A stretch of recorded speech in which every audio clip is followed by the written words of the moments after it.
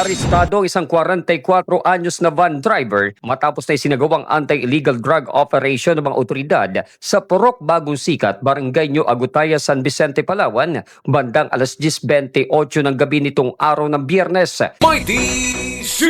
Ang alkaline base sa vitamin C. Ang vitamin C na natural at walang halong kemikal. Kinilala ang suspect ni si alias Jojo, residente sa Barangay Poblacion, San Vicente at kabilang sa mga high-value individual na target ng pulisya sa isinagawang buy-bust operation. Nakabili ang pusher buyer ng hinihinalang shabu mula sa suspect na nagresulta ng kanyang agarang pagka-aresto. Nakumpiska sa operasyon ang 4 na sachet ng hinihinalang shabu na may kabuuang bigat na 2.27 grams at tinatayang nagkakahalaga ng 15,436 pesos kasama ang 2 cellphone at marka buy-bust money. Kasalukuyang nasa kustodiya na ng pulisya ang suspect at nakaharap sa kasong paglabag sa Republic Act No. 9165 o Comprehensive Dangerous Drug Act of 2002.